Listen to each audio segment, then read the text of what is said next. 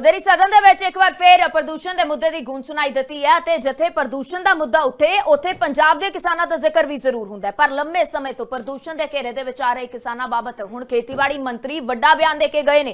खेतीबाड़ी मंत्री दे वल्लों साफ क्लीन चिट दे दित्ती गई है पंजाब के किसानों नूं, खास कर दे उत्ते उन्हां दे वल्लों अपने मोगा दे दौरे का जिक्र किया गया ते केंद्रीय खेतीबाड़ी मंत्री यह जिक्र कर गए कि प्रदूषण दे लई किसान जिम्मेवार नहीं है।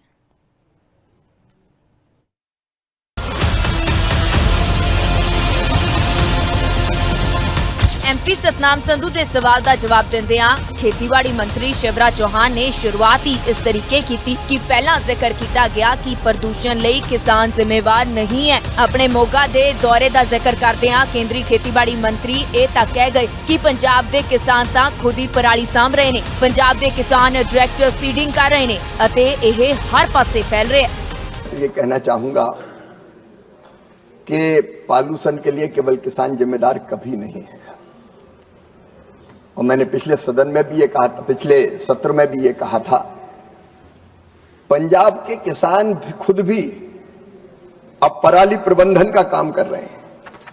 माननीय सभापति महोदय, ये बताना प्रासंगिक होगा कि मैं 27 नवंबर 2025 को पंजाब के मोगा जिले के रणसिंह कला गांव गया था, और वहां मैंने देखा पंजाब के किसानों ने डायरेक्ट सीड राइस, मतलब राइस की डायरेक्ट सीडिंग, जिसमें पराली जलाई नहीं, सीधे उन्होंने जो बीज भरा उसकी रोपाई भी नहीं की, जीरो टिल की खेती वो वहां वो कर रहे थे। और आसपास के 6 गांव, आसपास के सारे गांव में ये प्रयोग फैल रहा है। और इसलिए चाहे पराली प्रबंधन का काम हो, चाहे नई पद्धतियां अपनाने का, चाहे जमीन की चिंता, ये पंजाब का किसान भी निरंतर कर रहा है। सांसद सतनाम सिंह संधू ने सदन दे विच पंजाब के किसानां लई उच्च झाड़ वालियां किस्मां ते विशेष केंद्रां दी मंग तक रखी। इस दे जवाब दे विच मंत्री शिवराज चौहान ने स्पष्ट किया कि सरकार पंजाब नूं मिलेट्स दे गढ़ दे वजों देख रही है। उन्होंने दस्सिया कि पिछले दहाके च 45 नवीं किस्मां विकसित कीतियां गईयां ने। खास गल यह रही कि मंत्री ने प्रदूषण के मुद्दे ते किसानां दा पक्ष भी पूरिया अते नाल ही इह तक कह गए कि किसान खुद नवीं तकनीकां अपना के वातावरण नूं बचाउण दे विच जुटे हुए ने। जहां तक माननीय संधू जी ने जो सवाल पूछा है कि इकोनॉमिक्स का, एक उन्होंने सवाल कहा है कि वो मिलेट, व्हीट और पैडी का मुकाबला नहीं कर पा रहे हैं। मैं उनको बड़ी विनम्रता के साथ ये बताना चाहता हूं कि श्री अन्न को हम बढ़ावा देने के लिए अनेकों कदम उठा रहे हैं। माननीय सभापति महोदय, 15 से लेकर 25, 2015 से लेकर 2025 तक पंजाब में खेती के लिए उपयुक्त मिलेट्स की कुल 45 किस्में हाइब्रिड की जारी की गई है, जिनमें ज्वार की 9 है, बाजरा की 35 है, लिटिल मिलेट की 1 किस्म शामिल है।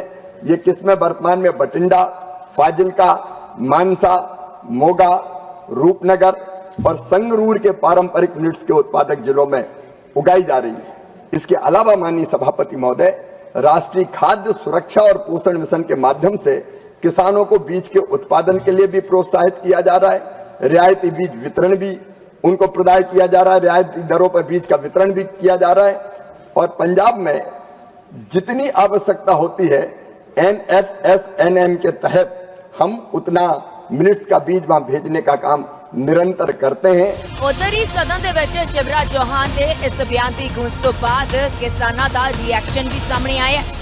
शिवराज चौहान जी का फिर बयान आया कि किसानां दी खेती दे करके पोल्यूशन नहीं होता। इस तो पहला पेश गोयल जी ने भी एक गल कही कि किसानां दी खेती दे करके खेती पोल्यूशन का कारण नहीं है, दिल्ली के पोल्यूशन का कारण खेती नहीं है। दोस्तों, ये गल आपां लगातार कहते रहे हैं, कल्ले आपां नहीं कहा, आपां तो चलो किसानां दी नुमाइंदगी करते हैं, अपनी एक जिम्मेवारी बनती थी कि किसानां दी आवाज़ चक्की जाए। बेकसूर किसानां नूं लतड़िया जा रहा सी तां उन्हां दी आवाज़ उठाई जाए। नैशनल ग्रीन ट्रिब्यूनल के जज ने, सिटिंग जज ऑन ड्यूटी जिहड़े जज ने, उस जज का बयान आ गया एक किसी पब्लिक के फंक्शन दे विच, और उन्होंने क्लीयर कट कहता भी पोल्यूशन का कारण एग्रीकल्चर नहीं है। और उस तो भी अगे जाके तो फिर बहुत सारिया रिपोर्टां आ गई उस तो बाद निकल के बाहर, जिहदे क्लीयर हो गया कि किसान का पोल्यूशन केवल 3% है, सिर्फ 3%। ਔਰ ਸਜ਼ਾ 3% ਵਾਲਿਆਂ ਨੂੰ ਦਿੱਤੀ ਜਾਂਦੀ ਰਹੀ ਹੈ। ਅੱਜ ਸਾਡੇ ਕੇਂਦਰ ਦੇ ਮੰਤਰੀ ਜੀ ਨੇ ਗੱਲ ਇਹ ਬੋਲ ਕੇ ਦੁਬਾਰਾ ਬੋਲ ਕੇ ਇਸ ਗੱਲ ਦੇ ਉੱਤੇ ਮੋਹਰ ਲਾਤੀ ਕਿ ਕਿਸਾਨ ਜਿਹੜੀ ਦੁਹਾਈ ਪਿੱਟ ਰਹੇ ਸੀ ਉਹਨਾਂ ਦੀ ਦੁਹਾਈ ਪਿੱਟਣੀ ਜਾਇਜ਼ ਸੀ। ਕਦੇ ਦਿੱਲੀ ਦਾ ਪ੍ਰਦੂਸ਼ਣ, ਕਦੇ ਹਰਿਆਣਾ ਦਾ ਪ੍ਰਦੂਸ਼ਣ ਦੇ ਮੁੱਦੇ ਤੇ ਪੰਜਾਬ ਨੂੰ ਘੇਰਾ ਕਈ ਵਾਰ ਪਿਆ, ਪਰ ਜਿਸ ਤਰ੍ਹਾਂ ਵਾਰ-ਵਾਰ ਸਦਨ ਦੇ ਵਿੱਚ ਕੇਂਦਰੀ ਖੇਤੀਬਾੜੀ ਮੰਤਰੀ ਵੱਲੋਂ ਬਿਆਨ ਦਿੱਤਾ ਜਾ ਰਿਹਾ ਹੈ ਕਿ ਉਹ ਭਾਵੇਂ ਕਿਸਾਨਾਂ ਨੂੰ ਕਲੀਨ ਚਿੱਟ ਦੇ ਰਿਹਾ ਹੈ, ਪਰ ਇਸ ਦੇ ਤਾਰ ਸਿਆਸੀ ਵੀ ਜੁੜ ਰਹੇ ਨੇ। ਦਿੱਲੀ ਤੋਂ ਸਵਾਲਾਂ ਦੀ ਝੜੀ ਲੱਗਦੀ ਹੈ, ਸੱਤਾ ਬੀਜੇਪੀ ਦੀ ਹੈ, ਪਰ ਉਧਰ ਹੀ ਪੰਜਾਬ 'ਚ 27 ਦਾ ਦੰਗਲ ਲਗਾਤਾਰ ਭਖ ਰਿਹਾ ਹੈ। ਉਧਰ ਹੀ ਚੋਣਾਂ ਤੋਂ ਪਹਿਲਾਂ ਪੋਜ਼ਿਟਿਵ ਬਿਆਨ ਕਿਸਾਨ ਵੋਟ ਬੈਂਕ ਵੱਲ ਇਸ਼ਾਰਾ ਕਰ ਰਹੇ ਨੇ। ਦੇਖਣਾ ਹੋਵੇਗਾ ਕਿ ਇਸ ਦਾ ਅਸਰ ਕਦੋਂ ਤੱਕ ਰਹਿਣ ਵਾਲਾ ਹੈ। Bureau report, living India news.